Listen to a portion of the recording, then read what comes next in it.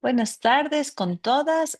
A pesar de que estamos poquitas, he iniciado la grabación para poder abordar todo lo que tenemos que abordar el día de hoy. Y las personas que se sigan conectando, comentan en el chat quiénes están para el registro. Entonces, más bien quisiera aprovechar para las personas que estamos aquí y registrando su asistencia. Permítame, quiero proyectar para que vayamos viendo. Y como decía, mientras las demás compañeras se conectan. Permítanme, voy a compartir. Vaya. Ok. Veo aquí, permítanme, voy a ir de acuerdo al orden que veo aquí. Registrando, le veo aquí a Cecilia. Buenas tardes, Cecilia. Te anoto. Jazmín, buenas tardes. Buenas tardes. Gracias. Jocelyn Heredia, te veo aquí. Buenas tardes. Leticia. Buenas tardes con Hola, todos. Jocelyn. Leticia Bermúdez, te veo. Marta, que Presento. también, gracias. Marta, que también ya nos saludaba en el chat, gracias. María Fernanda Cornejo también. Buenas tardes. Buenas tardes. Melissa Jaque. Es Jocelyn Jaque. Jocelyn. Jocelyn. Ok. Norma, ¿cierto? Norma Carrillo. Abajo. Y Salomé Chasi. Vamos por acá. Perfecto. Sonia, Sí, presente, número gracias. 25. Gracias, Sonia. ¿Quién más le tengo aquí que no le había visto? Fernanda. Buenas tardes, Fernanda. Presente. Buenas tardes, profe. Buenas tardes, compañeras. Perfecto. Creo que no me falta nadie y mientras se vayan conectando las compañeras podemos ir registrando. Em, Quisiera aprovechar estos minutos antes de entrar a nuestra sesión número 4, que corresponde a la identificación de las y los actores en territorio como parte del diagnóstico. Em, Comentar, recordarán que esto lo veíamos en nuestra primera clase, cómo nos organizamos, ¿no es cierto?, en este módulo. Este módulo está organizado de acuerdo a las diferentes fases del diseño de políticas públicas, ¿no? Entonces, la primera clase, recordarán, vimos que la primera semana, ¿no es cierto?, analizamos el concepto de políticas públicas y nos centramos en la problematización. En el ejercicio en grupo que tuvimos la semana pasada, justamente empezamos a analizar, ¿no?, el problema que ustedes ya habían trabajando en el módulo 1 para poder aterrizarlo más. El día miércoles y el día de hoy nos centramos ya en la fase de diagnóstico, ¿no es cierto?, para empezar a pensar la propuesta de política pública. El día lunes veíamos algunas herramientas, ¿no es cierto?, para poder organizar la información, mucha información que ustedes también ya la trabajaron en el módulo 1 y poder organizarla para no perder de vista estas preguntas importantes como dónde están ciertos grupos, qué estamos considerando, qué visibilizamos, qué invisibilizamos, ¿no es cierto?, y no perder de vista la naturaleza estructural de la desigualdad. El día de hoy vamos a seguir con esta parte del diagnóstico, ¿no es cierto? Y nos vamos a centrar específicamente en cómo se relacionan los actores, las actoras en territorio y la importancia de identificar a esos actores, actoras que pueden beneficiar mi propuesta de política pública o incluso boicotearla, ¿no? Y es muy importante identificarlas claramente. Y así seguiremos las siguientes semanas, ¿no es cierto? La siguiente semana ya nos centraremos en los temas de implementación y empezaremos a trabajar con ustedes cómo diseñar un objetivo de política pública, ¿no? Y alguna combinación de instrumentos que serían la propuesta de política pública.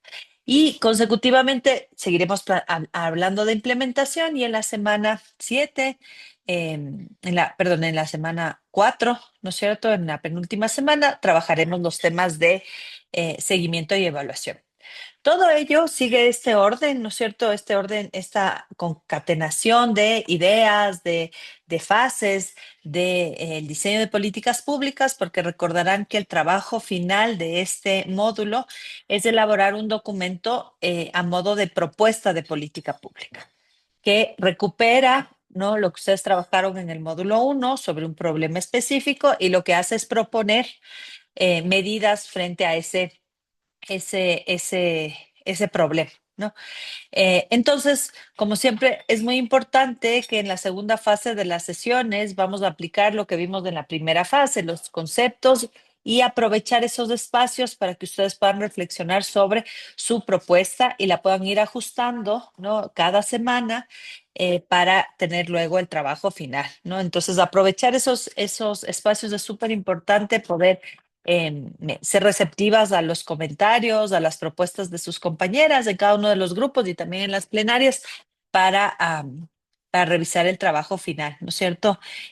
Y no quiero dejar de recordar un poco, les quiero mostrar, ustedes lo pueden ver en el sílabo, pero que no perdamos de vista el trabajo final que sigue esta línea de ideas que les comentaba ahora, ¿no es cierto? Para que en cada clase no solo vayamos viendo los conceptos, sino que los vayamos pensando en función del problema que ustedes están trabajando, ¿no?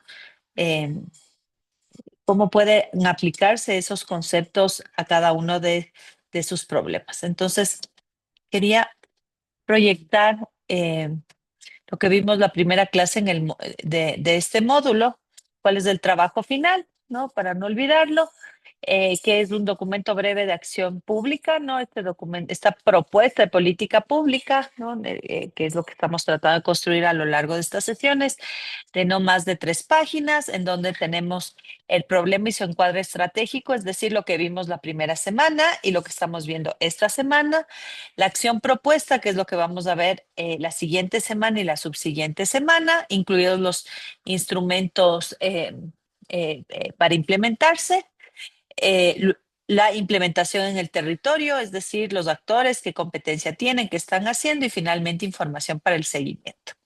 Y ese documento será acompañado con un audio breve de 30 segundos que de presente, ¿no es cierto?, esta propuesta de manera estratégica para una tomadora, para un tomador de decisión. Ok, este es el trabajo final.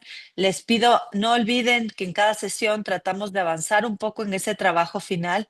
No hemos acordado todavía la fecha de entrega. Tal vez mientras vamos avanzando ustedes van dimensionando el trabajo que estamos haciendo, pero les pido que no olviden porque creo que es importante que cada semana puedan ir avanzando un poquito. Si no es redactando, lo que sería genial, al menos irlo pensando, ¿no es cierto? Ir reflexionando cómo mejorar lo que hemos hecho esta primera y segunda semana, el problema, especificando, hoy identificando los actores, ¿no es cierto? La información que es pertinente, eso, ¿no?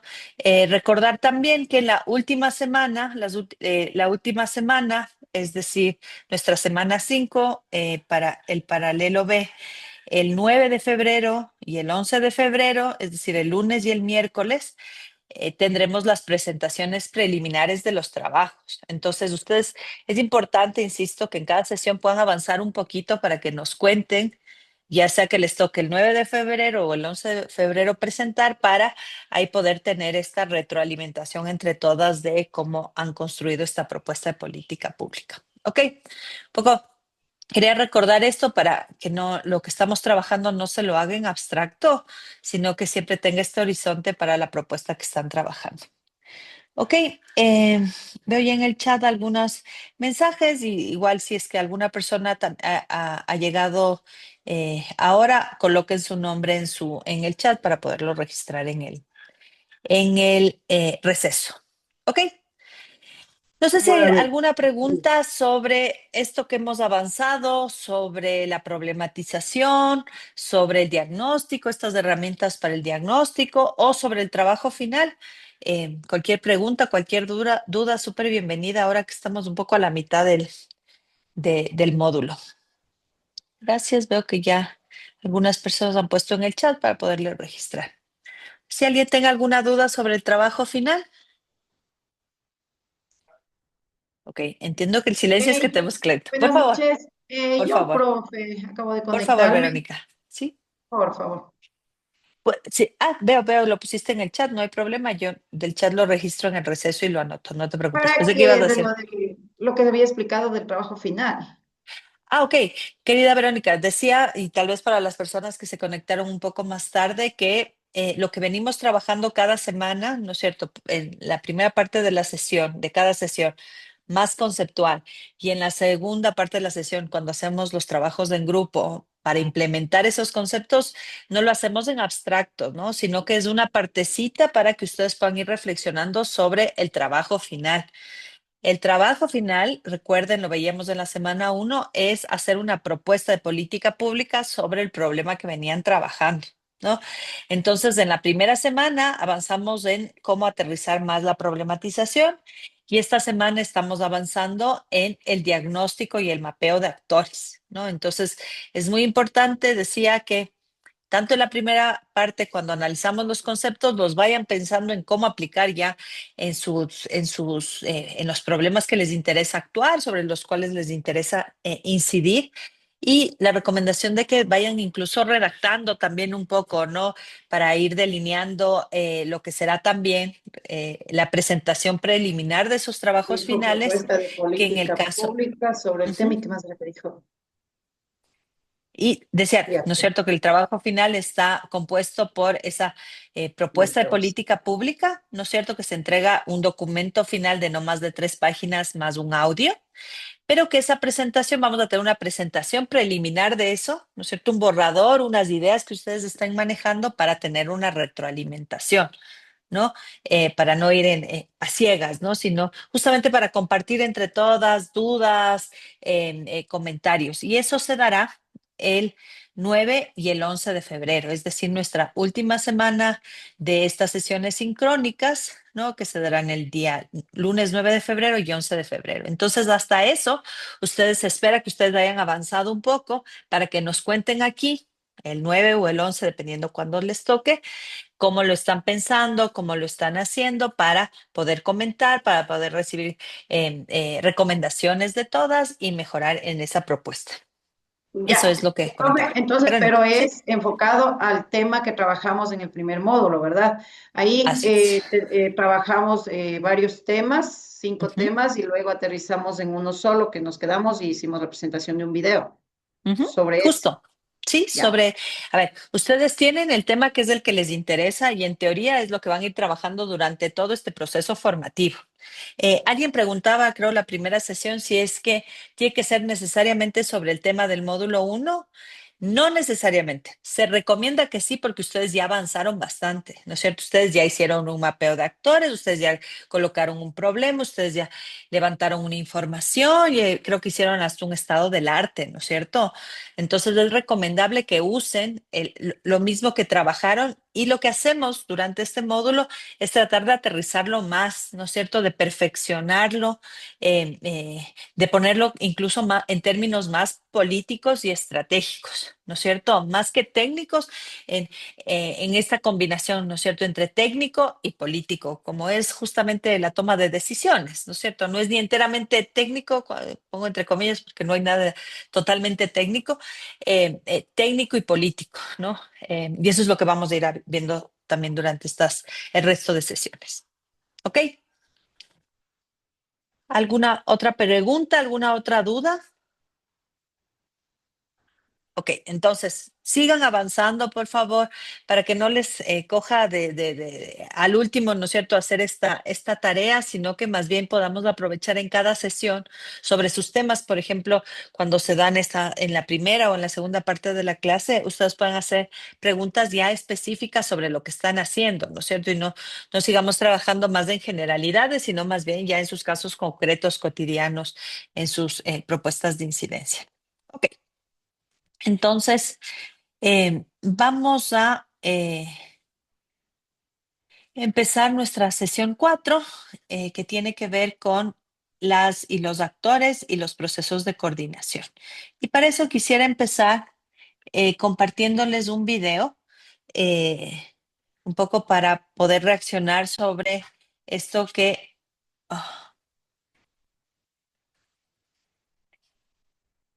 este, este video, ¿no es cierto?, de un proceso en Colombia, de participación, incluso de un diagnóstico participativo, ¿no? Entonces les propongo que veamos esto, ¿verdad? Este video y regresamos con sus reacciones y para irlas conectando con los elementos más conceptuales, ¿ok? Un momento que hemos preparado con mucho esfuerzo y con mucho... ¿Me confirman si se está escuchando? Perfecto. Voy a volver a empezar. Entonces vamos a ver este video primero. Este es un momento que hemos preparado con mucho esfuerzo y con mucho cariño desde las mujeres, de los territorios y desde Central, ¿no? Que es la Corporación de Centro de Apoyo Popular, que ha hecho este esfuerzo también de irnos, de estar en este proceso durante muchos años, de ir tejiendo como mujeres en cada uno de nuestros territorios. El tercer encuentro de mujeres de tejedoras del pensamiento por la gobernanza ambiental. Bajo la montaña como el agua entre las rocas, llego al valle. En primer lugar, una matriz que nos referencia los diferentes diagnósticos que realizamos a partir de unas problemáticas, una ubicación territorial y las organizaciones de mujeres que realizan dicha investigación popular, que son las mismas que van a encontrar ahora mismo en los recorridos por los biombos. Tenemos aquí cómo se hace la minería artesanal. Miramos que en esas actividades son las mujeres las que tienen como la mayor responsabilidad, ¿sí? Son las que hacen el trabajo más duro, pero a la hora de la remuneración la mayor remuneración es para los hombres. El plátano se lo estamos comprando a otras personas cuando nosotros suplimos a Quito, suplimos a Ismina, hemos suplido a otros municipios. Hoy nosotros estamos comprando. ¿Por qué? Por las afectaciones de la minería. ¿Qué queremos las mujeres? ¿Y qué pedimos? Ya que todo eso se nos ha negado. Participación política, participación social. Aquí sí con las mujeres en el río Magdalena, específicamente en la Dorada Caldas, y también en el río La Miel, que queda en San Miguel, Antioquia. San Miguel, Antioquia tiene una problemática con el río La Miel. ¿Por qué? Resulta que ellos no tienen alcantarillado. El agua que consume San Miguel, Antioquia tiene que ver con el río La Miel, pero eso no es nada. Todo el alcantarillado de San Miguel cae al río La Miel. También algo muy positivo que estamos haciendo las mujeres en el río La Miel es que cada año de la red de líderes y lideresas de Magdalena Centro, una organización de mujeres, cada año se van a recoger en canoa basura del río La Miel y eso lo transforman en arte. Y con el río Magdalena, específicamente en La Dorada, es un diagnóstico que se hizo también muy fuerte por el tema que coincidimos con todas las problemáticas de la salud que viven las mujeres. Problemática socioambiental, explotación de canteras en el pueblo Quisco. Y nuestros mayores nos han enseñado a cuidar el territorio. Pero lastimosamente cuando no está la economía, pues llegamos a afectar nuestro territorio. O sea que ahí, como digo, se nos cae el discurso porque por una parte dice cuidarlo, pero mirando que la economía no está, pasamos a afectar el territorio. Aquí, pues, como se muestra la problemática, primero pues la deforestación del bosque y pues también la amapola, parte alta que es muy frío y parte baja pues que se produce la coca que se mira. Entonces pues hemos sufrido bastante por la tala de bosques y los grupos armados que fueron llegando atrás de estos cultivos y pues se encuentran muchas disidencias que han llegado, pues también nos ha afectado mucho a nuestro ambiente, ya que es primordial nosotros de cuidar el territorio y pues nos ha afectado las aguas, los animales, los cultivos, la coca que se mira. Entonces, pues hemos sufrido bastante por la tala de bosques y los grupos armados que fueron llegando atrás de estos cultivos, y pues se encuentran muchas disidencias que han llegado. Pues también nos ha afectado mucho a nuestro ambiente, ya que es primordial nosotros de cuidar el territorio, y pues nos ha afectado las aguas, los animales, los cultivos. También atrás de estos cultivos pues hay veces hay mucho recurso económico como fácil, entonces pues las familias o los hombres han comenzado a emborracharse mucho y pues a llegar a la casa a golpear a sus mujeres embarazadas que están y a sus niños, ¿no? Porque nosotras, la sabiduría interna con las plantas que nos sirven para curarnos nosotras mismas, aquí tenemos gozando de buena salud. Pero miren, como lo pueden ver acá, este impacto que tenemos acá. Aquí la madera, mire, la tala de árboles, todos estos impactos, mueren los animales, nuestras represas se secan. ¿A qué se da esto? Porque el corredor turístico artesanal en Sampués, toda esta madera que se corta aquí llega a Sampués, y ellos son los que aprovechan de nuestras maderables. Entonces nosotros nos estamos quedando, ellos cogen la platica, pero nosotras las mujeres que luchamos para cuidar estos árboles, para cuidar todo esto lo que tenemos acá, mientras que ellos gozan de esto. Como sabemos, nuestros humedales son la esponja y el pulmón de nuestra tierra. Entonces en Soacha estamos luchando porque este pulmón no se acabe, porque esta esponja siga absorbiendo y dándonos ese oxígeno puro. Es que alrededor de nuestros humedales se encuentran varias industrias que vierten sus residuos a nuestro humedal y contaminan nuestras fuentes hídricas. También la problemática de los asentamientos humanos. Como les decía, Soacha es un municipio abierto donde llega mucha población víctima del conflicto armado, migrantes, y a través de eso, alrededor de nuestros humedales, se crean asentamientos informales donde se han colocado viviendas, casas como invasión, y esto genera problemáticas de microtráfico. Han llegado también actores del conflicto armados que traen procesos de inseguridad a las mujeres en estos espacios. Como decían en el video, queremos andar por estos espacios libres sin sentir miedo a que nos van a violar, a que nos van a robar, a que van a abusar de nosotras. Otra de las problemáticas en medio de nuestros humedales es que a través de esta contaminación hídrica hay enfermedades respiratorias, enfermedades a la piel. Y en medio de este proceso hemos querido en nuestras agendas plasmar que en Soacha hay 15 humedales, pero solo hay 2 con declaratoria como humedales, lo cual a través de esto pues no se genera un recurso amplio para que se puedan desarrollar los programas para un beneficio en medio de las problemáticas que recogimos a través del Caminar el Territorio. Y por todas estas afectaciones, las mujeres demandamos ante el Estado nacional, regional y local, para garantizar la gobernanza y la gobernabilidad de las mujeres en el territorio. Primero, incorporar el enfoque de género en las políticas, planes de vida y programas de desarrollo y ordenamiento territorial, y en las políticas ambientales y de gestión del riesgo, articulando intersectorial e interinstitucionalmente la transversalidad para el logro de los objetivos de las políticas públicas de la mujer y equidad de género. 2. Establecer una política pública ambiental con enfoque de género, justicia y derechos humanos. Incorporar el enfoque de género y diferencial en las políticas ambientales del país. 3.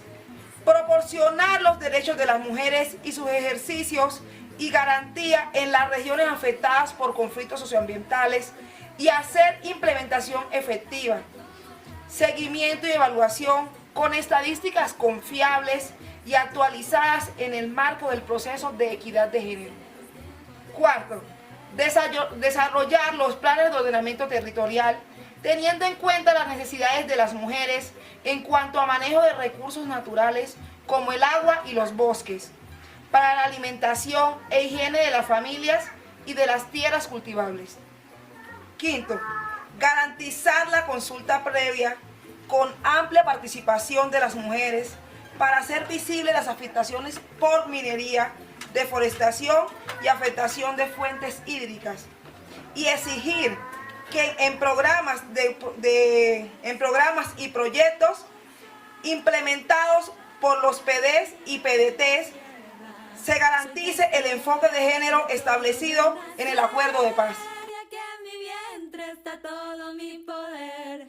Yo soy diosa todopoderosa bajo la... Reacciones, ¿qué les pareció lo que se presenta en el video? ¿Qué les parece útil en sus territorios? Cuéntenos.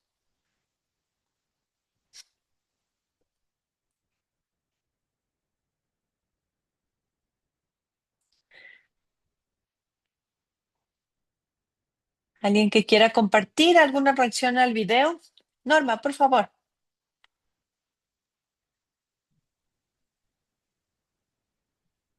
A mí me pareció súper interesante el tema de que están poniendo los problemas en visibles. Están con gráficos y están poniendo públicamente los problemas y me parece súper interesante. Por lo menos aquí en población eso nunca ha pasado, que los problemas reales que tenemos se pongan públicamente, se expongan, porque lo que no se habla no existe y lo que no se pone en la mesa no cambia. Me pareció muy lindo, pero veo también que tienen tienen problemas graves y un poco terribles, porque tienen de todo, tienen movimientos armados y tienen problemas de contaminación y tienen minería también ahí, entonces muy valientes esas mujeres, realmente muy valientes. Eso es todo. De acuerdísimo, Norma. Y no estamos tan alejadas, ¿no? Justamente para el cierre de este módulo, yo les he propuesto a nuestras coordinadoras de este curso plantear justamente cómo hacer, cómo implementar políticas públicas con perspectiva de género en escenarios complejos, como lo que estamos viviendo, ¿no? Como lo que vimos ahora en el video y que lo señalaba bien Norma, ¿no? Cuando tenemos violencia generalizada, ¿no es cierto? Violencia criminal que cada vez lamentablemente llega, la tenemos más cerca. Cuando hay degradación ambiental, y eso lo podemos ver globalmente, ¿no? Estos problemas globales como el cambio climático, la deforestación, unida justamente con la presencia de grupos armados, de grupos de economías criminales, ¿no es cierto?, relacionados, por ejemplo, con la minería ilegal, ¿no? Entonces, cada vez podemos ver, ya vemos que abordar los temas de género, de desigualdad estructural, son complejos, ¿no? Y cuando sumamos estas realidades que son globales, pero que se presentan también en el territorio, como lo vimos ahora en el video, también agrega algunos desafíos, ¿no?, que son importantes considerar. De acuerdísimo contigo, Norma, y creo que es súper importante esto que señalas, ¿no? Cómo tenemos que conocer bien nuestro territorio para ver qué herramienta funciona, ¿no? Tal vez de herramientas más gráficas, de herramientas que sin duda tienen que ser participativas, pero entendiendo con quiénes estamos trabajando para que los mensajes lleguen con mayor claridad o recojamos mejor información. Querida Marta, por favor. Bueno, muy buenas noches con todos nuevamente. Lo que yo entendía y es que en la primera parte dice que las mujeres son las que más trabajan, pero son menos remuneradas. Igual ellas cuidan el medio ambiente, cuidan la naturaleza, pero en cambio hay empresas que van y cortan la madera y ellos se venden, ellos se hacen dinero y no les importa destruir, contaminar, dañar el medio ambiente de los sectores de donde ellas viven. Y también dicen que ellas no son tomadas en cuenta para la toma de decisiones ni para el pedioté, para nada. Entonces ellas eso están reclamando que ellas que están ahí, que palpan, que viven, que ven lo que está pasando, sean tomadas en cuenta para las políticas públicas, para el pedioté, para todo lo que se hace en la parte pública. Eso es lo que yo le entendí. De Gracias. acuerdísimo, Marta. Muchas gracias, Marta. Y creo que con lo que dices, Marta, eh, deberíamos pensar, ¿no es cierto?, reflexionar en el trabajo que estamos haciendo o sobre el cual, este problema sobre el cual queremos incidir cuando generamos estos espacios de participación o cuando tomamos decisiones. Pensar qué grupos, qué personas sentirían justo lo que Marta identifica que algunas mujeres reflejaban en este video, ¿no es cierto? ¿Qué grupos sentirían que no están siendo tomados en cuenta, ¿no? Y que tal vez no lo buscamos intencionalmente, ¿no? Sino que justamente es necesario identificar quiénes son, a quiénes afectan el problema para no dejar nadie atrás. Y muchas gracias, Marta, porque creo que eso es muy importante y es este pie para entrar en el tema de hoy, que es la identificación de actores en el territorio, ¿no? Eh, y tiene que partir justamente de esa premisa, ¿no? No podemos dejar que grupos a quienes les afecta el problema sobre el cual estamos trabajando se sientan excluidos, ¿no? Como lo mencionaba Marta respecto al video, ¿no? Eh, no, perdón. Disculpen un segundito. Proyecté mal. Voy con nuestra sesión 4, perdón. Ahora sí. Y por eso el día de hoy vamos a hablar de las actoras, los actores y las relaciones que hay entre esos actores, ¿no? Porque es muy importante identificar que ya decía, como lo decía Norma, ¿no es cierto? Las políticas públicas no operan sobre realidades simples, operan sobre realidades complejas en contextos atravesados por múltiples desigualdades que además están superpuestas, ¿no? El género, la clase, la etnia, la edad, el territorio, como veíamos ahora, ¿no? Cuando estamos en zonas de ribera, cuando tenemos importantes recursos naturales, ¿no es cierto? Entonces, esas desigualdades, ya decíamos, desde esta perspectiva interseccional no se suman, sino que se entrelazan, ¿no es cierto? Se operan, ¿no es cierto?, produciendo efectos diferenciados sobre distintos grupos a los que debemos considerar cuando trabajamos en el diseño de las políticas públicas. Porque debemos reconocer que no todas, una política pública no impacta de igual forma a todas las personas, ¿no? No impacta de la misma forma a todas las personas, a todos los grupos de personas, incluso cuando creemos que se presenta de una forma neutral, ¿no? Estas políticas ambientales, estos proyectos ambientales, como se señalaba en el video y lo mostraban en este diagnóstico participativo las compañeras del video, no afectan de la misma forma a las mujeres, ¿no? Como bien lo señalaba Marta. Afecta de otra forma en el tema económico, ¿no es cierto? En los temas de cuidado, que ya sabemos, las mujeres tienen esa sobrecarga. Entonces, desde la perspectiva de género que trabajamos durante todo este módulo y durante todo este proceso de formación, nos obliga a mirar no solo el contenido de la propuesta de política pública, ¿no? Sino además, parte de ese contenido es mirar con mucho detenimiento, con mucha mirada crítica, como lo decíamos el día lunes, ¿no es cierto? Este análisis crítico de las relaciones sociales y especialmente las relaciones de poder, ¿no? Porque no todos los actores, no todas las actoras tienen el mismo poder. Y por lo tanto inciden de manera diferente en el diseño de las políticas públicas, en la implementación de las políticas públicas, ¿no? Eh, entonces, podemos decir que las políticas públicas no son obra de un solo actor en solitario, eh, no son decisiones técnicas aisladas, ¿no es cierto?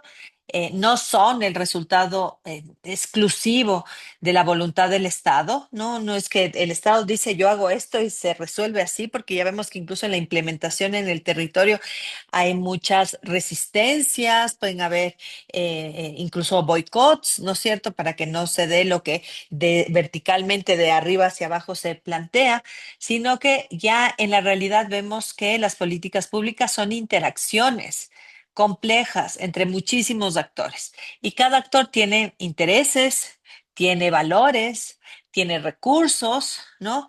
Tiene distintas capacidades, ¿no?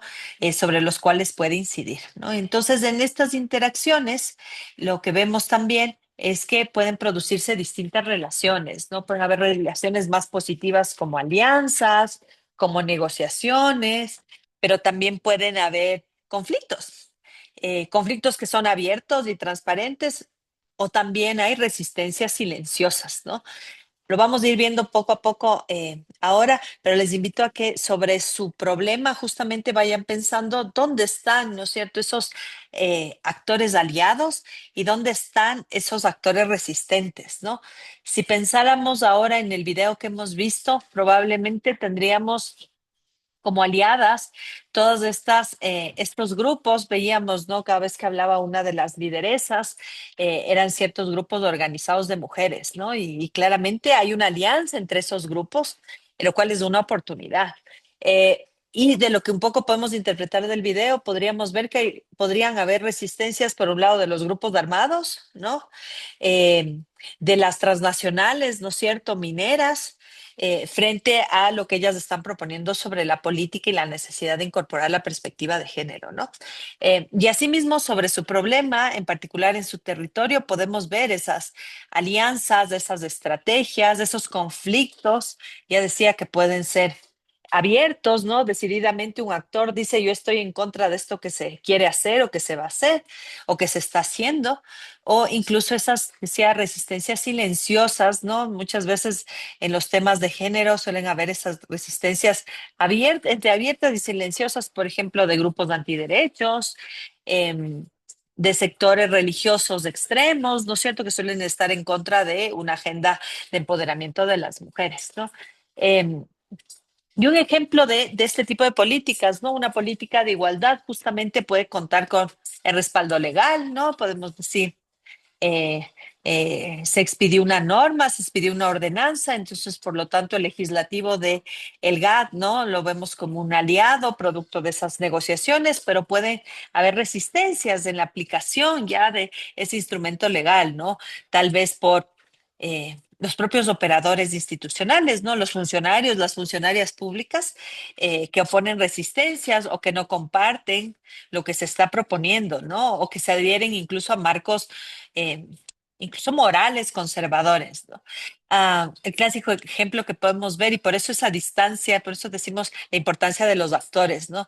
Tenemos la Ley Orgánica Integral para Prevenir y Erradicar la Violencia contra las Mujeres, que nos plantea justamente principios como la no revictimización, la atención integral, pero ya en la práctica, recordarán nuestra primera clase cuando decíamos, ¿qué es una política pública? Una política pública y es la acción, es exactamente el servicio.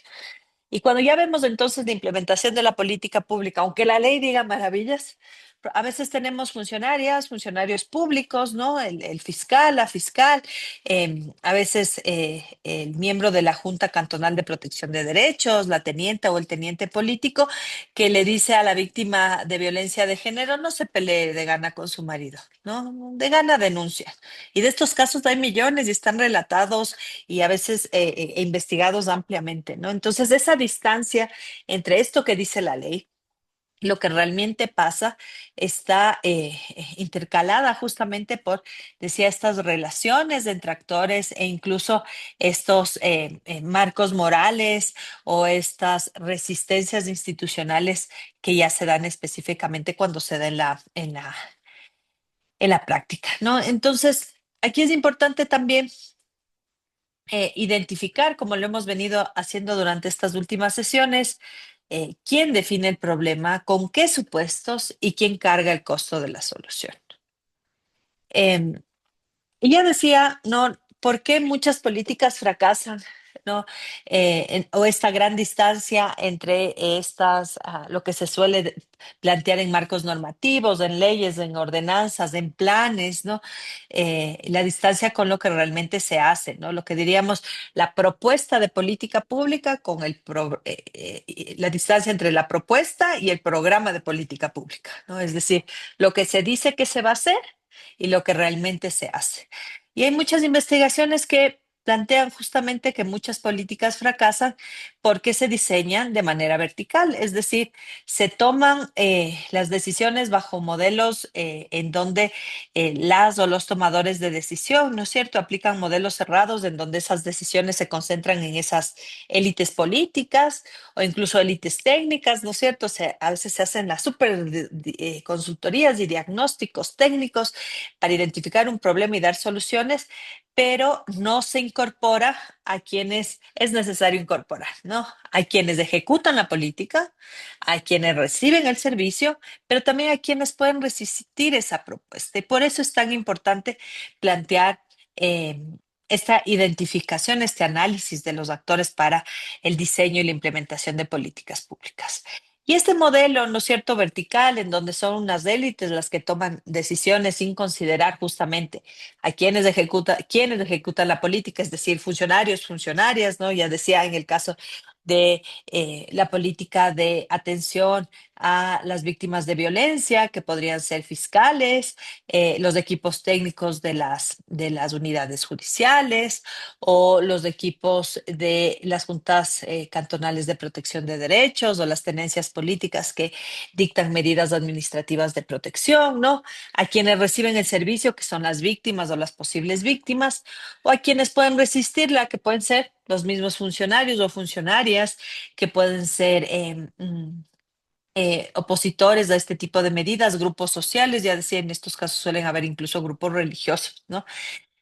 Entonces, esta idea, ¿no? Esta forma de tomar decisiones que se suele denominar el estado hueco, ¿no? Constituye un riesgo a la implementación efectiva de las políticas públicas, ¿no? Porque aunque normas, programas, proyectos existan formalmente, ¿no es cierto?, hayan sido expedidos en la forma de vida, finalmente no se transforman en realidad porque no logran sostenerse en la práctica, porque no se ha trabajado con quienes la implementan, ni con quienes reciben el servicio o quienes están opuestos a esa medida.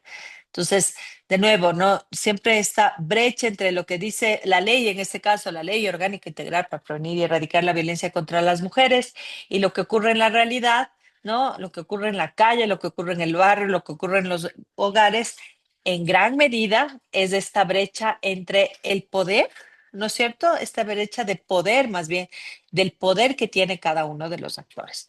Entonces, incluso debemos pensar que en políticas que plantean abordar la igualdad y la igualdad de género, incluso hay un riesgo mayor, ¿no? Porque son estas políticas las que suelen desafiar la estructura, ¿no? Porque van hacia esa base cultural, a esa base económica, esa base social, ¿no es cierto?, para desafiar las jerarquías de género o los privilegios que tienen algunos grupos. Entonces, hay incluso unas mayores resistencias. Entonces, ¿por qué debemos analizar los actores? Y no solo los actores, sino por qué analizar el poder que tienen los actores, ¿no? Es fundamental, claramente es fundamental, ya decíamos, no solo porque son quienes pueden recibir el servicio, quienes implementan la política, sino esta brecha de la que hablábamos, ¿no? El éxito o el fracaso de una política pública no depende solo de que esté súper bien diseñada técnicamente, ¿no? Eso es falso. Y hay mucha evidencia de esto, ¿no? Hay una investigación de 2019, me parece que es en Estados Unidos, ¿no? Que identifica, analiza algunas políticas públicas e identifica qué porcentaje de todas las políticas públicas de un sector se han realizado, se suele decir, este enfoque basado en la evidencia. Es decir, qué políticas han implementado solamente en función de los datos técnicos de las expertas y los expertos, ¿no? Que se suele decir que ese es el gran objetivo de las políticas públicas. Y en este estudio se señala que apenas el 4% de las políticas públicas son estas denominadas basadas en la evidencia. Todas las demás, ¿no? Justamente se dan en función de este marco de relaciones y de poder que existe, ¿no? Ahora mismo con Trump podemos ver, ¿no? En Estados Unidos. Lo que él está haciendo no es que está respaldado por la evidencia, ¿no? Está respaldado porque tiene el poder de hacerlo, ¿no? Y eso es justamente cómo desde el enfoque de género y desde esta perspectiva para atacar las desigualdades es tan importante considerar justamente para cerrar esta brecha de lo que se dice y realmente se hace, ¿no? Entonces, como ven en la lámina, justamente no se trata solo de un buen diseño técnico, ¿no? Eh, o, eh, eh, o de esta evidencia que debe tener o estos datos sólidos, respaldados de las políticas públicas, que sí, que es importante tenerlos, sino que además es muy importante identificar las posiciones y la correlación de fuerzas que tienen entre ellas, el poder que tienen, porque toda política, ¿no? Y aquí justamente recuperamos esa categoría del género, ¿no? Toda acción pública no es neutra, ¿no? Se da en un campo de poder donde hay actores, ya decíamos, que pueden ayudar, ¿no? Pueden impulsar la iniciativa, pueden bloquear la iniciativa, o pueden incluso boicotear ya la implementación, ¿no? O incluso sin que sea esto explícito, ¿no? Sin oponerse públicamente a la iniciativa. Desde esta perspectiva de género, eh, es importante reconocer que todas las políticas de igualdad no son neutrales, ¿no? No se están dando en un campo neutral, sino que hay todas estas relaciones de poder, estas relaciones de desigualdad que activan también resistencias, ¿no? Porque estamos actuando sobre privilegios. Las políticas de igualdad buscan eliminar esos privilegios y garantizar la igualdad. Entonces, sin duda, van a activar la resistencia de distintos actores, especialmente de los actores para quienes eh, se trata, ¿no es cierto?, de quitar ese privilegio, ¿no? Porque no solo se amenaza ese privilegio, sino que se amenazan las ideas, los intereses, las posiciones de poder de estos grupos. Entonces, es importante ver también, ay, permítanme, creo que me faltó una, no, no. Em, que ya decía, ¿por qué analizamos a los actores y el poder, no? Es también importante porque analizamos quién puede impulsar la iniciativa, quién puede bloquear, ya lo decía, o quién puede boicotear. Y desde la perspectiva de género, además, lo que podemos identificar, y es muy importante poner este ojo crítico y analítico, es ver estas resistencias que a veces son encubiertas, ¿no? O reconocer estos sesgos ideológicos, ¿no es cierto? Como los basados en el sexismo, en el racismo, en el clasismo, que aparecen en la implementación y no solo en el diseño, y por eso es muy importante anticiparlos, ¿no? Eh, y ya decíamos también, es importante dentro de los actores analizar su capacidad de decisión, su capacidad de influencia, su capacidad de resistencia y bloqueo. Y aquí de nuevo me gustaría eh, que se dé unos minutos para pensar sobre su política, quiénes, ¿no es cierto?, qué autores en el territorio tienen la capacidad de decisión, ¿no? Si ustedes lo que proponen es una herramienta más normativa, tal vez estamos hablando del órgano legislativo, ¿no? Si estamos hablando de la coordinación con eh, instituciones en el nivel central, ¿no es cierto? Que ministerios que tienen esa capacidad de decisión, por ejemplo, o de erogar recursos, ¿no? Si son actores, por ejemplo, de la cooperación internacional, si son actores comunitarios, ¿quiénes son? Quienes tienen capacidad de influencia, ¿no? Y aquí mucho dentro de las políticas de igualdad tenemos como aliadas las organizaciones sociales, las organizaciones de mujeres, las organizaciones comunitarias, ¿no? Que pueden tener esta influencia tanto simbólica, ideológica, pero también, ¿no? ¿Quiénes son estos actores, estos grupos que tienen capacidad de resistencia o bloqueo, ¿no? Ya sea en el órgano legislativo, tal vez opositores a tal vez algún gobierno de turno, ¿no? Que más allá de la iniciativa tienen una posición específica para evitar que cualquier iniciativa se dé por parte de ese gobierno, ¿no? Entonces, lo importante, insisto, es identificar, y ya lo vamos a ir viendo con una herramienta en concreto en la segunda parte de nuestra sesión, identificar esos actores, identificar las asimetrías de poder también, antes de que se traduzcan en conflictos abiertos, ¿no? Y por eso es tan importante en esta fase de diseño, ¿no? No hacerlo ya, no hacerlo solo en la implementación, sino poder anticiparnos a esos conflictos, poder tener, decía, esta mirada en estas agendas incluso ocultas que no suelen ser eh, planteadas, ¿no es cierto?, directamente, públicamente, pero que las podemos conocer en el territorio, ¿no? Entonces, ya no se trata solo de una reacción, ¿no es cierto? Eh, y aquí el ojo, claro, no suele estar entre los grupos antiderechos, entre quienes hacen estas lecturas más biologistas, típico cuando se abordan los temas de salud sexual y reproductiva, ¿no es cierto? Suelen aparecer este tipo de grupos, familistas, ¿no es cierto?, que cuestionan incluso la igualdad sustantiva, ¿no?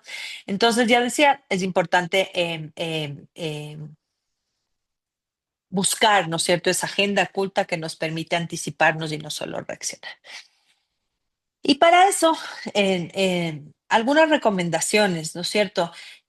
Un poco que ahora se pueden ver abstractas, pero que les invito a que ustedes lo vayan aplicando a cada uno de sus problemas, ¿no? Lo importante en este análisis de los actores, y no solo de los actores como personas estáticas, sino como dinámicas, como relaciones dinámicas que van cambiando, ¿no es cierto? Y el poder que tienen, es en primer lugar hacernos de esta otra pregunta, ¿no es cierto? Cuando identificamos, por ejemplo, desigualdades de género, preguntarnos qué otras de relación de poder están operando, no solo la de género, sino además hay actores que operan desde esta mirada, desde el racismo, desde el clasismo, desde la cisnormatividad, desde el capacitismo, ¿no es cierto? Y a quienes benefician esas agendas, ¿no? Identificar además lo que se suele llamar los guardianes o porteros del poder, ¿no? Porque ahí identificamos, ya decíamos, quién decide, qué temas entran, qué temas salen de la agenda, ¿no? Cuando estamos hablando, por ejemplo, de funcionarios públicos, funcionarias públicas, quienes tienen ese poder de decisión. Analizar también, ¿no es cierto?, como ciertas clasificaciones institucionales, ¿no? Enfrentan a grupos y pueden delimitar alianzas, ¿no es cierto? Cuando planteamos un tema, una propuesta de política pública sobre un grupo de beneficiarias, ¿no? Y tratamos de caracterizar entre las buenas y las malas beneficiarias, ¿no? Estas prácticas que lo que hacen es simplemente segregar, ¿no? Y generar grupos que pueden, ¿no es cierto?, tener resistencias en el futuro. Por eso está esta importancia de anticipar, ¿no? Esto viene mucho desde la planificación estratégica.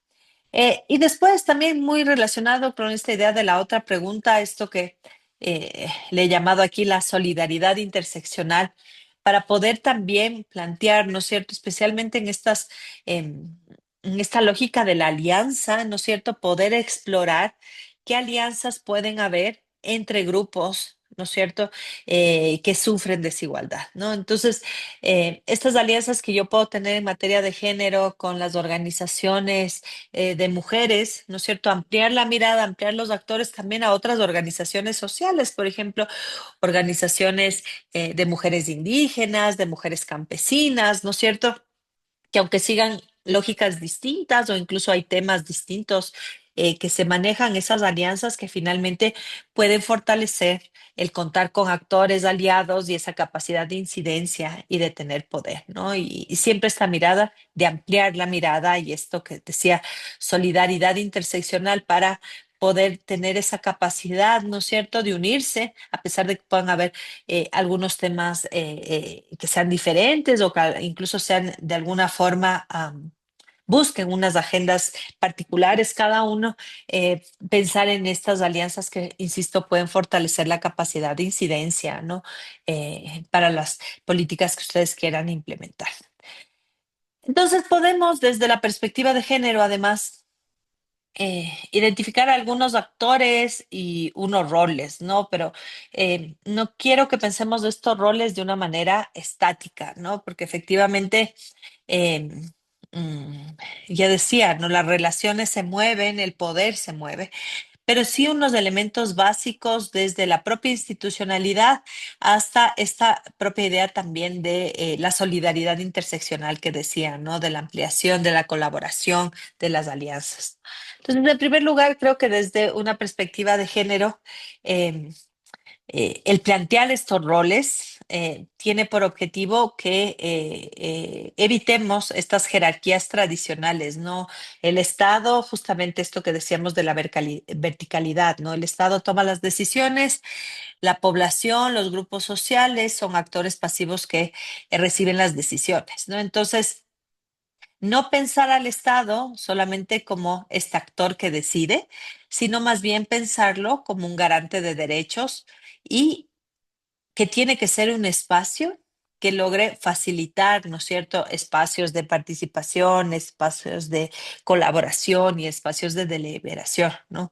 Justamente desde esta lógica horizontal no puede entenderse únicamente como un tomador de decisión, ¿no? Sino más bien como este facilitador, ¿no? En donde se encuentran distintos grupos para tomar decisiones colectivas. Por otro lado, ¿no es cierto?, la sociedad civil, las organizaciones de mujeres, las organizaciones de diversidades sexogenéricas, las organizaciones en general, ¿no es cierto?, desde esta solidaridad que planteaba en la lámina anterior, ¿no? Estas alianzas entre ellas, además, en este rol activo, ¿no? Que no solo recibe las políticas públicas, son beneficiarias o beneficiarios de las políticas públicas, sino que monitorea las políticas públicas, participa de su diseño, ¿no? Toma la decisión también sobre su diseño, denuncia, ¿no? Cuando no se están implementando y aporta finalmente en todo el diseño a través de sus saberes situados desde el territorio, de sus prácticas cotidianas. Eh, por otro lado, creo que podríamos plantear, ¿no es cierto?, como otro grupo de actores, la academia, que vemos como es un lugar importante, los gremios o los equipos técnicos de cada organización institucional, ¿no? Cada municipio, cada ministerio, justamente no desde esta idea de quienes poseen el conocimiento o quienes poseen la verdad, ¿no? Tratando de salir de esta idea de que son las personas técnicas, ¿no? Las académicas, las que saben cómo solucionar, ¿no? Para nada.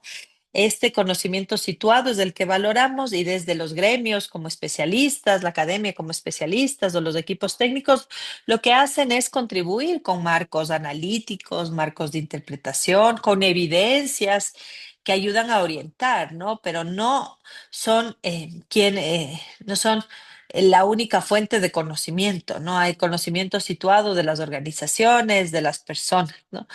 Y asimismo, ¿no? Las personas que incluso no participan de grupos sociales organizados, ¿no? Las personas que podríamos plantear como las destinatarias muchas veces de las políticas públicas, ubicándolas además, y es importante en todos los procesos que generemos, plantear que las personas son, ¿no?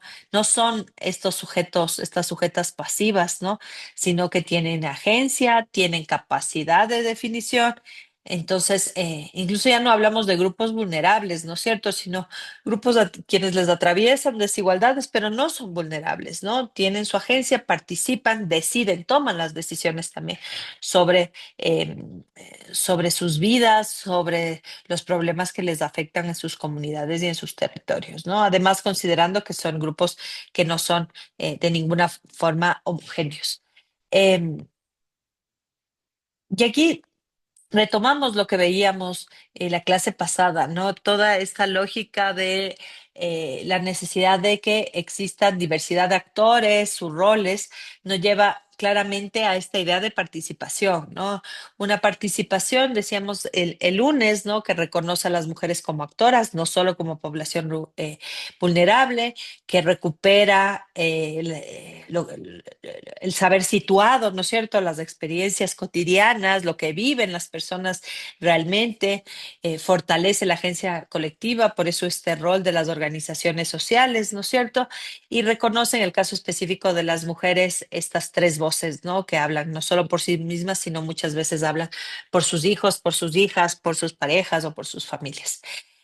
Entonces, la participación parece algo evidente, ¿no? De realizar si reconocemos que no existe un solo actor en la definición de las políticas públicas o en su implementación, ¿no?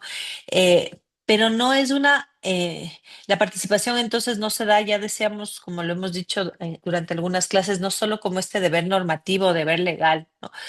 ¿Por qué planteamos la idea de participación? Ya decíamos por qué las políticas públicas no se implementan por un solo actor aislado, ¿no? Y por eso la importancia de una participación sistemática y sostenida. ¿Por qué? Porque le da legitimidad y sostenibilidad, ¿no? Porque permite esta reflexión crítica para cuestionar qué es lo que está pasando en el territorio desde cada una de las realidades, ¿no?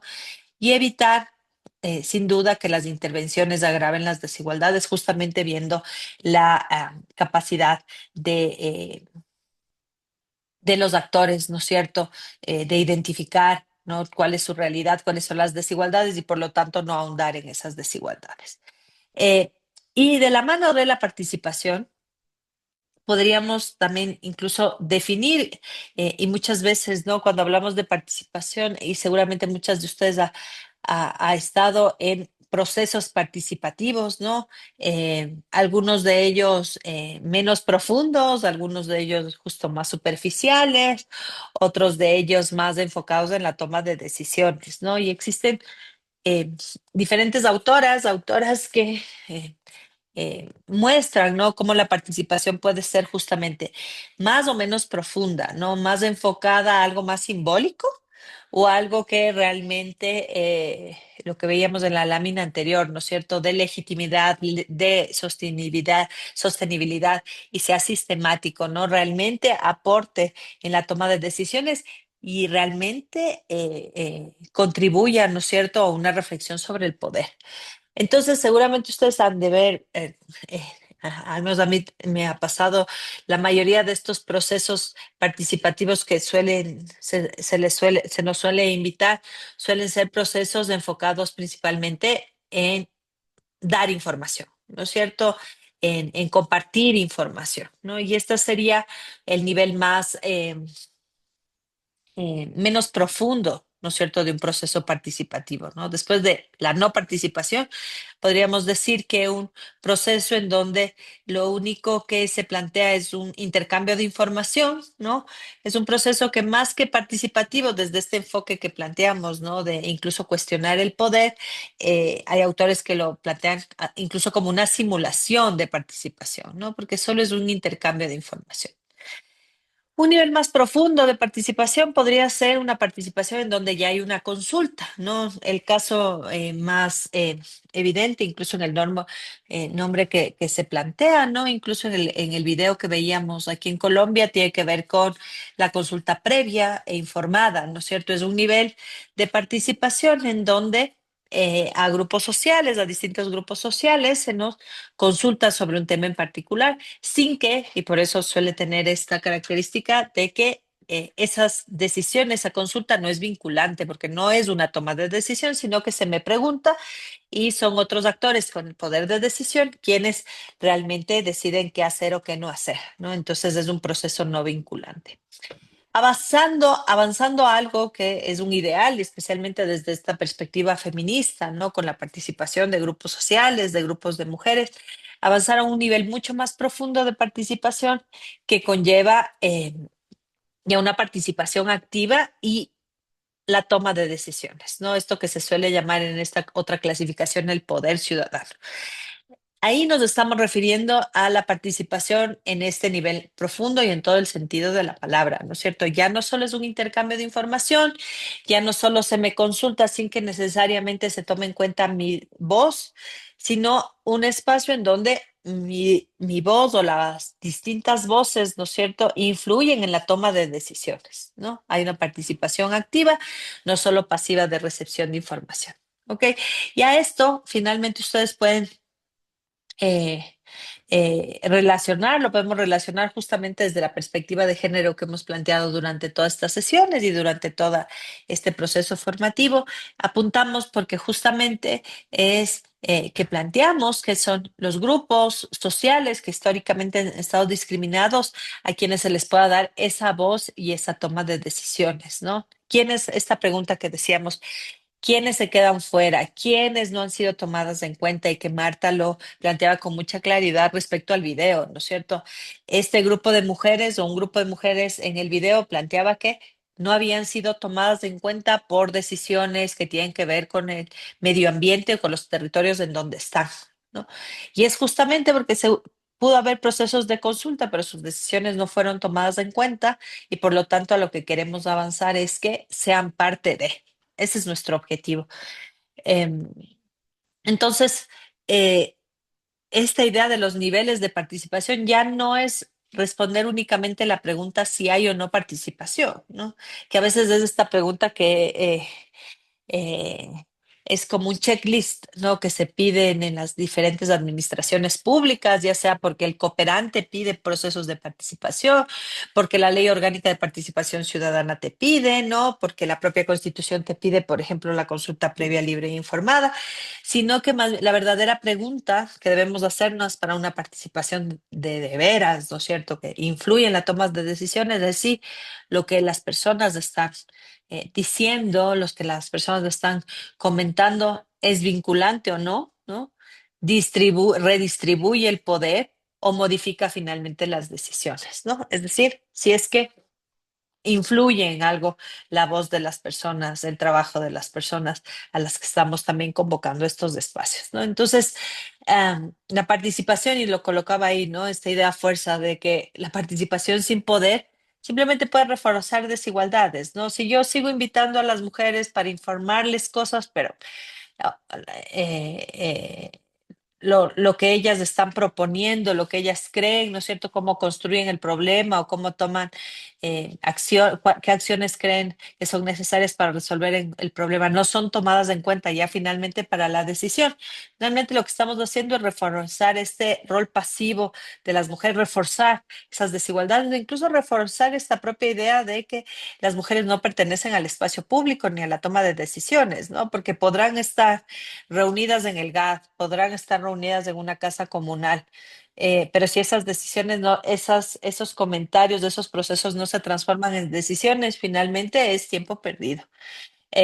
Y por eso es tan importante, ¿no? Vincular, ya decíamos, esta idea de la participación, pero no solo la idea de participación, sino esta idea de gobernanza, y seguramente muchas de ustedes han oído hablar de esta palabra, ¿no? ¿A qué nos referimos con gobernanza? No nos referimos únicamente a esta idea de que hay una participación profunda, ¿no es cierto? Sino que se refiere a un estilo de gobierno, ¿no? Basado en la coordinación horizontal, ¿no? ¿A qué nos referimos a eso?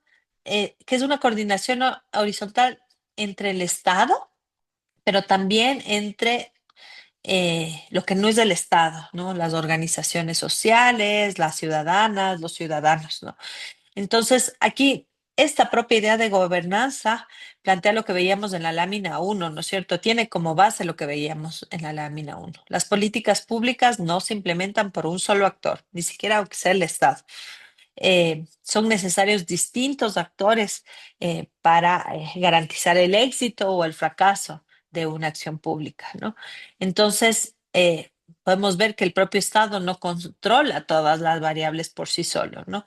Porque las políticas finalmente se desarrollan entre esa interacción entre Estado y actores no estatales, ¿no? Esta idea de gobernanza, ¿no? Que llega mucho en la década de los 70, de los 80 y mucho más fuertemente en la década de los 90 del siglo pasado, lo que plantea es que esta división entre lo público y lo privado eh, es, em, es una división difusa, ¿no es cierto? No es real. Ya en la práctica concreta no sucede, ¿no?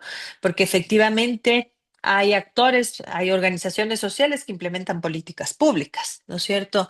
El Estado depende de esos actores, de las empresas, de las organizaciones sociales, es esta red también de actores la que hace posible la implementación, ¿no? Y aquí es donde se plantea incluso, ¿no es cierto?, en esta época en la que se habla de gobernanza, incluso esta idea del Estado más beberiana, ¿no es cierto?, de este Estado centralizado empieza a transformarse, ¿no? El rol de los gobiernos autónomos descentralizados, de las organizaciones sociales, es decir, que hay muchísimos actores que tienen que intervenir para garantizar, ¿no?, esta coordinación, esta articulación que tiene que haber. Y esto es muy importante sobre lo que estamos trabajando y en particular sobre políticas de igualdad, ¿no? Porque suelen ser las organizaciones sociales quienes colocan en la agenda pública los temas de igualdad. Em, pero además hay otro concepto que me parece interesante que va más allá de esta idea de gobernanza y que creo que nos es incluso más útil para analizar el tema de actores en el territorio. Y tiene que ver con esta idea de redes de política eh, que se habla mucho cuando se habla de políticas públicas, ¿no? Las redes de política, ¿no es cierto? Más que esta forma de gobierno que veíamos en el caso de gobernanza, las redes de política se entienden como estos patrones, estas dinámicas de interacción que hay entre actores, ¿no es cierto? Y lo que podemos ver como en una red, ¿no es cierto? Como en una telaraña, incluso podemos ver cómo se relacionan unas con otras, ¿no? Cómo son interdependientes y que esas redes se organizan en función de un problema público, ¿no? Cada problema público implica una red o una conexión con distintas redes, ¿no? Entonces, cuando hablamos, me quedo con el ejemplo de violencia basada en género, ¿no? Podemos ver una red de política en donde hay los actores que tienen que ver con la academia, ¿no es cierto? Académicas, académicos que trabajan el tema de violencia contra las mujeres. Tenemos dentro de el ámbito judicial, por ejemplo, funcionarias que trabajan los temas de violencia contra las mujeres. Tenemos actores sociales, ¿no? Que trabajan sobre el tema, que dan servicios o que producen información, ¿no es cierto? Entonces, lo que estamos viendo son distintos actores y la red se refiere a esas interacciones, ¿no? Entonces, hay unas interacciones que pueden ser más colaborativas, de alianza, otras interacciones que pueden ser más de oposición, ¿no es cierto? Ahí no, justamente ahí es cuando nos referimos a redes de política. Pero además, un poco en función de esa definición, podemos ver que hay distintas redes de política, ¿no? Hay redes temáticas de política, como la que acabé de señalar, que son abiertas y fluidas, ¿no? Por ejemplo, en el caso de violencia de género, no son cerradas, no hay un diálogo, a veces hay oposición, a veces hay tensiones, ¿no es cierto?, en esa red, pero cuando son estas redes temáticas, suelen ser justo más abiertas en donde se incorporan distintos actores. Hay redes que se suelen denominar comunidades de política que son más cerradas y más estables, ¿no es cierto? El caso típico de esto son respecto a las políticas monetarias, por ejemplo. Son redes cerradas y estables. Ahí hay los expertos de política monetaria más el Estado. Y si ustedes ven, alguna vez ustedes han visto o han participado en un proceso participativo para influir sobre la política monetaria del Ecuador o de algún país. Casi nunca, ¿no es cierto? Suelen ser justo esas redes cerradas en donde hay unos actores específicos, es súper estable, casi siempre de expertos más del Estado, donde no se entra, ¿no es cierto? Son más cerradas. Hay esta idea de redes de política que se suele denominar triángulos de hierro, ¿no es cierto? Que son relaciones más cerradas y de alto poder. Aquí suele ser justamente cuando hay estas élites políticas que tienen justamente esta forma de tomar decisiones de arriba hacia abajo y por lo tanto no incluyen a distintos actores, son redes cerradas con alta capacidad de decisión, alto poder, alta influencia, ¿no? Y no invitan a diferentes actores. Y finalmente, las coaliciones, que suele ser como este ideal de red en donde hay alianzas estratégicas, ¿no es cierto? Ya sean temáticas, ya sean de distintos actores, y lo que vemos es como una red mucho más ampliada. Sobre esto se estudia un montón, pero lo que me gustaría tal vez en el caso de nosotras y lo que estamos trabajando, creo que es importante identificar, ¿no es cierto?, los actores que tenemos, y eso vamos a tratar de hacer en el ejercicio en unos minutos, qué actores existen, ¿no es cierto? en el territorio, pero no solo qué actores, sino cuál es la posición que tienen, favorable, desfavorable, y qué poder tienen, ¿no? Y eso es muy importante, ya decíamos, para poder anticipar conflictos o para generar estas alianzas estratégicas. ¿Ok? Em, entonces, para ir cerrando un poco esta idea de los actores, las redes, las coaliciones, hay distintos estilos de interacción, ¿no? Y aquí de nuevo les invito a que reflexionen sobre el problema que ustedes están trabajando, ¿no? Ustedes incluso en el módulo uno ya hicieron una lista de actores, me parece, ¿no es cierto? Ustedes ya dijeron el ministerio tal, la organización tal, ¿no? La junta parroquial tal. Ahora les invito sobre esos actores que ustedes ya identificaron y pensando, ¿no? Cómo se construyen estas redes, ¿no? Estas, podríamos incluso, si nos imagináramos un diagrama, ir colocando a cada actor, ¿no? Irle ampliando su tamaño respecto al poder que tiene, más pequeño si tiene menos poder, más grande si tiene más poder, y empezar a generar unas líneas, ¿no es cierto?, para irnos ubicando, así como hacían nuestras colegas colombianas, ¿no? Dibujarlo es la forma más interesante de visibilizar, ¿no? Entonces les invito a ir viendo cómo es que se relacionan unos actores con otros, ¿no? Cómo el Ministerio X se relaciona con el GAT parroquial, cómo la organización X se relaciona con el organismo de cooperación, ¿no es cierto?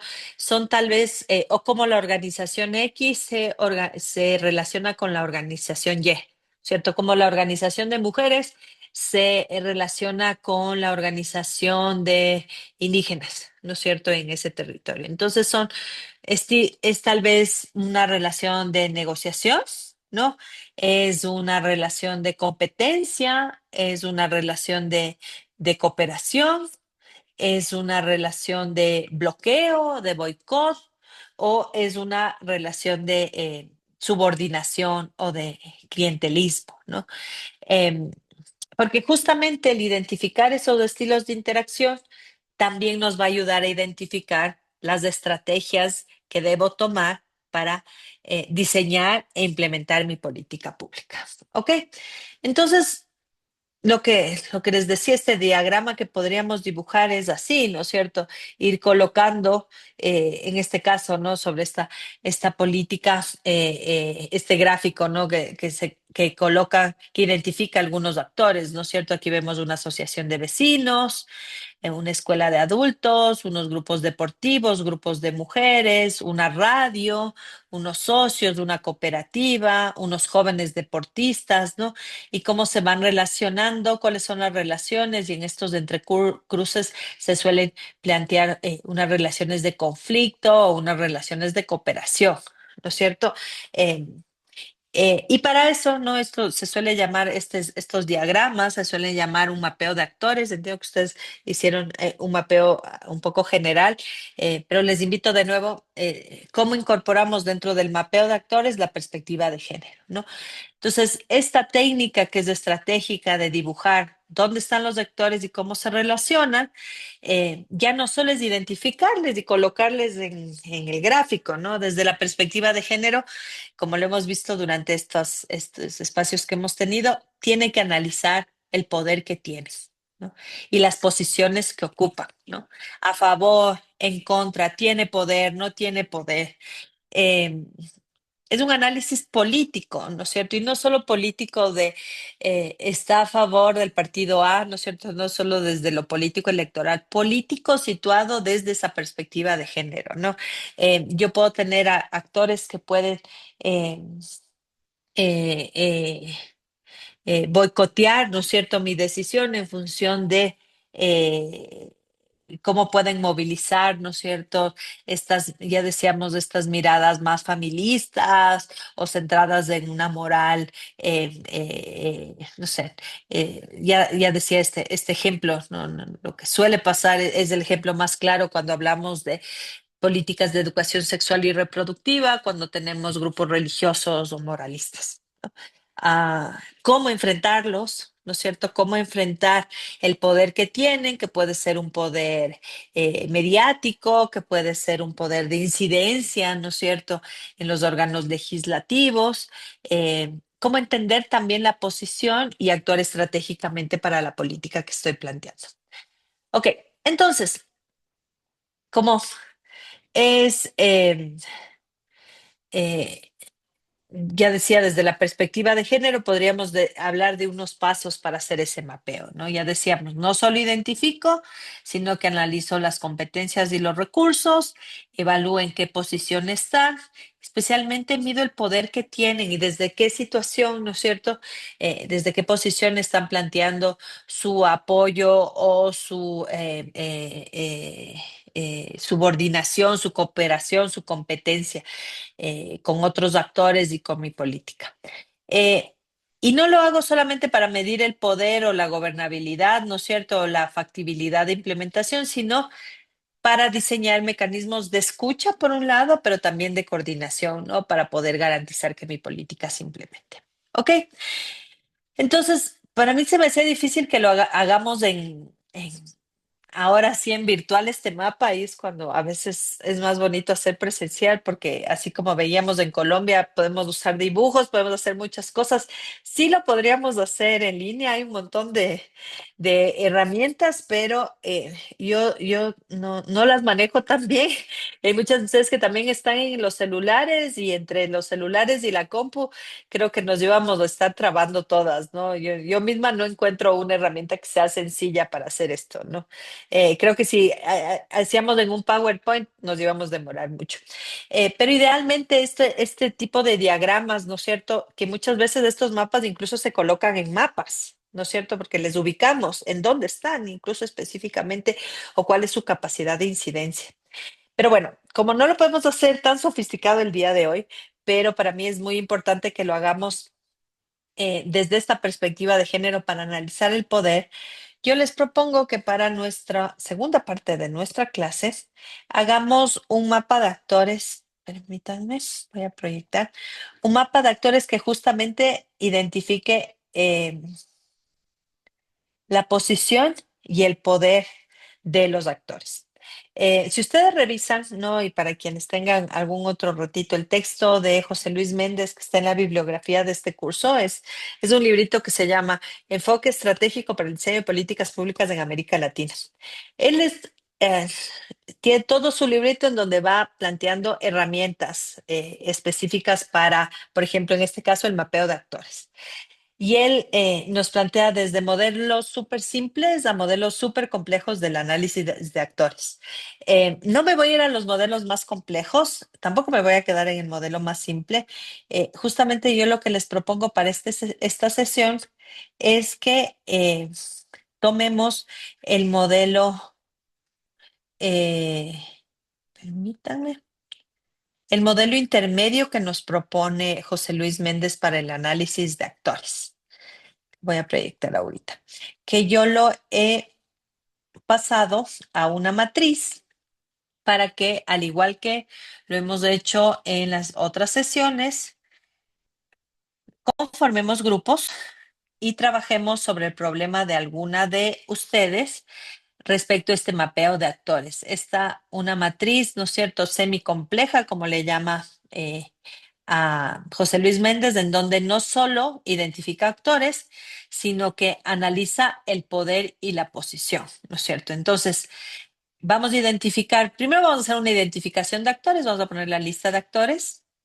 Ustedes ya, la mayoría de ustedes quienes trabajaron en el módulo 1 tienen su lista de actores, y lo que vamos a hacer es colocarlas en este espacio, en estos espacios, ¿no es cierto? Entonces, respecto al poder, vamos a ver, ¿no es cierto? Si en el caso de la política sobre adultos mayores y la necesidad de espacios públicos para actividades de recreación, como era alguna de las propuestas que ustedes planteaban, ¿no es cierto? Podríamos decir que uno de los actores es el municipio, es la junta parroquial, es la organización de adultos mayores, ¿no es cierto? Entonces tengo toda mi lista. Y vamos a ir pensando si es un actor en función del poder fuerte. ¿Qué creemos que es fuerte? Es un actor si tiene poder de decisión, si controla recursos, ¿no es cierto? Si puede definir qué entra o no en la agenda para que el Estado, para que alguna institución pública tome la decisión, o puede frenar o habilitar la política, ¿no? Alguien que tenga un poder débil justamente no va a tener ese poder de decisión. Pero además vamos a analizar los actores en función de su posición. Es decir, en una posición más en negativo, ¿no es cierto? Es decir, un actor que no está de acuerdo con la alternativa y un actor o actoras aliadas que están de acuerdo con la alternativa. Y además, ¿no es cierto? Y por eso es una triple entrada de esta matriz. Lo importante también para nosotros desde la perspectiva de género no es un análisis solamente de poder y posición, ¿no es cierto? Sino que dentro del poder justamente vamos a ver que quienes tanto sean opositores o aliados, poder identificar qué desigualdades refuerza o qué desigualdades cuestiona o nos ayuda a transformar. ¿No es cierto? Entonces, es como una triple entrada, si ustedes ven. Si es fuerte, si es débil, si está a favor, si está en contra, y en cada uno de ellos, si es que aporta, ¿no es cierto?, a la transformación de las desigualdades o más bien invisibiliza o se resiste a transformar una desigualdad. ¿Ok? Y como siempre, este ejercicio tiene como fin que ustedes, no solo el tema de una de ustedes se trabaja, que se va a trabajar durante esta sesión, sino que les invite a reflexionar sobre su tema, quiénes son estos actores. Llenado esto,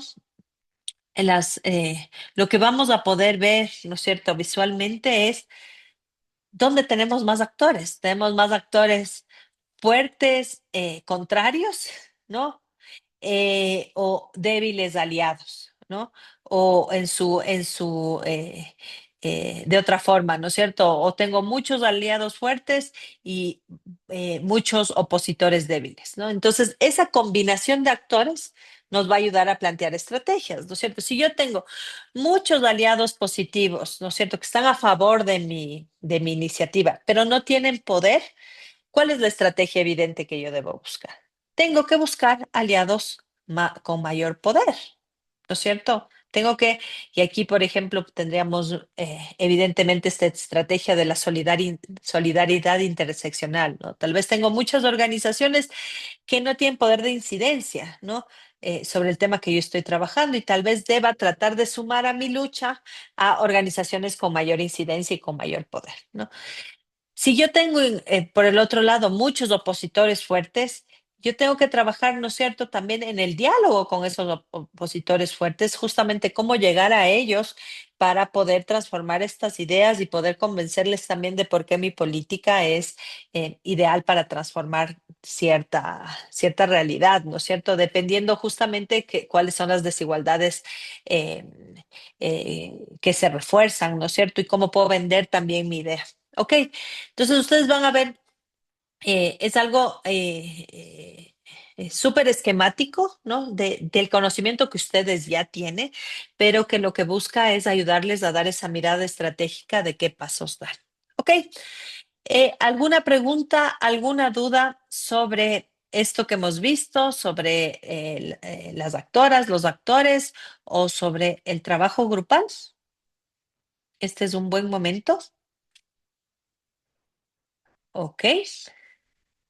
Espero que el silencio sea que todo está súper bien y todo está entendido y todo sea útil. Eh, ok, Sea, verán. para mí es una Entonces, herramienta por favor, sumamente nueva y bueno, hay confusión todavía, ¿no? Pero sería de chequearle el momento de estar trabajando, justo. porque sí, sí, o sea, hay que tener, pues cuando uno ve una herramienta nueva realmente uno no sabe, solo con la parte teórica ya anotada no se sabe, pero de todos modos sí, yo quisiera hacer de mi tema y sí Perfecto. que nos permite hacer preguntas porque no, para mí no está muy claro. Por supuesto. Y para eso es un poco ahorita el trabajo que vamos a hacer en grupo, ¿no es cierto? Acabo de enviar el enlace, ¿no es cierto? Y ustedes hacen clic y la idea es, incluso si ustedes están en el teléfono, poderlo trabajar en línea, ¿no? Para poder luego revisarlo todas. Lo primero que tienen que hacer es poner las integrantes del grupo. Y después yo voy a pasar por cada grupo para ir revisando. Efectivamente, como dice Norma, al ser una herramienta nueva, por supuesto que va a haber dudas, eh, pero esta herramienta, como la mayoría de herramientas, lo que hace es facilitar la sistematización de la información que tenemos, ¿no es cierto? Eh, la herramienta no inventa información, no interpreta información, sino lo que hace es organizar la información que tenemos. Incluso la herramienta nos puede estar arrojando la necesidad de investigar más, ¿no es cierto? Tal vez no conozco todavía bien el problema y tenga que levantar otra información para entender tal vez si hay otros actores que no estoy viendo, ¿no? Y el trabajo en grupo nos puede servir para eso, ¿no? Para que una compañera diga, y no has pensado tal vez en este tipo de organizaciones, ¿no? Es este trabajo más colaborativo. Fernanda, por favor.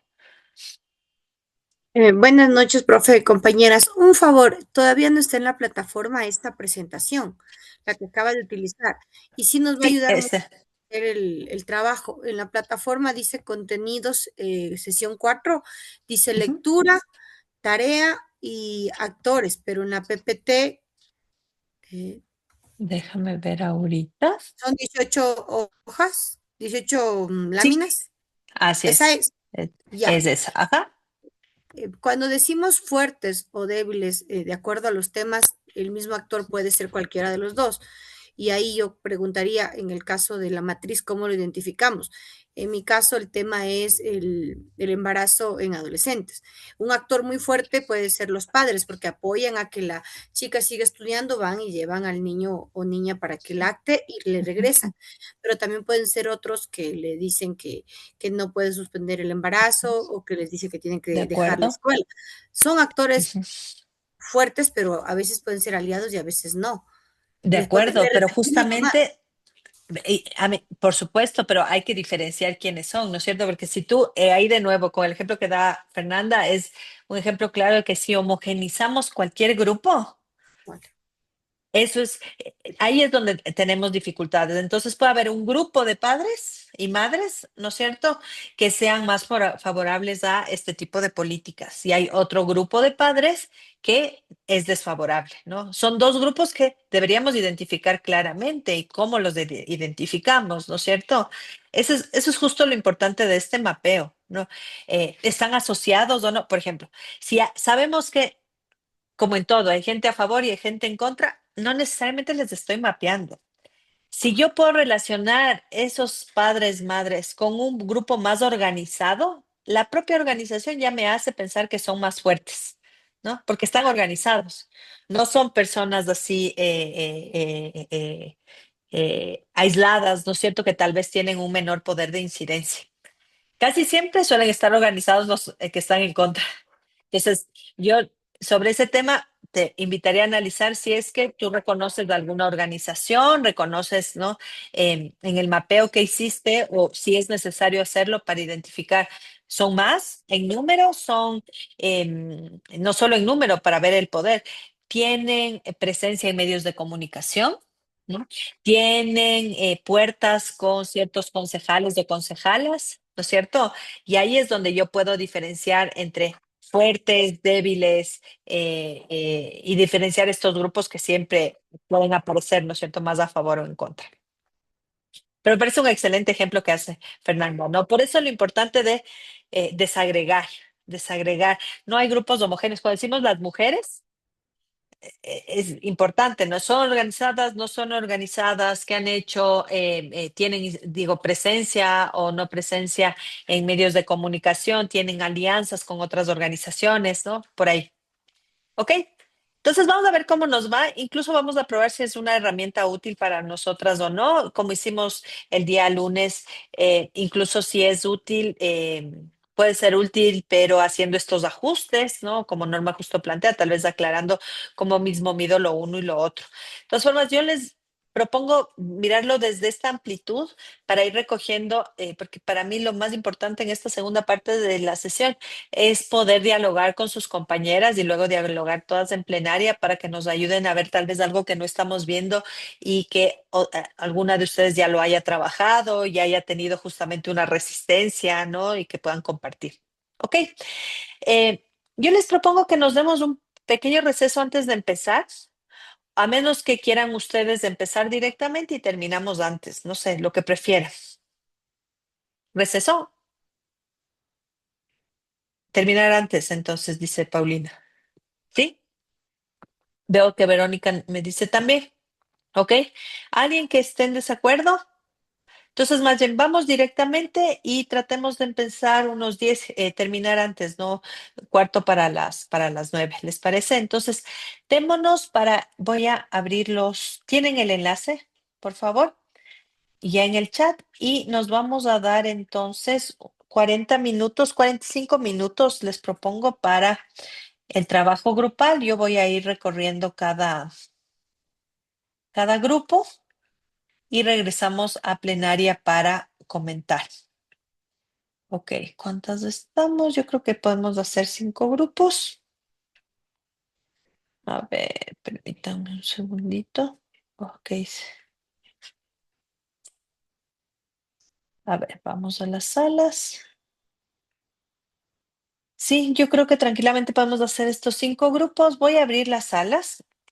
Nos vamos a ver en 45 minutos, es decir, a las 8:25. Yo voy a ir a pasar en orden por cada grupo, pero si hay alguien que me necesita antes, igual pueden mandar un mensajito y voy directamente a su grupo, ¿ok? Vamos entonces, ustedes tienen el enlace, están abiertas las salas y regresamos a las 8:25. Por favor, para que se vayan uniendo.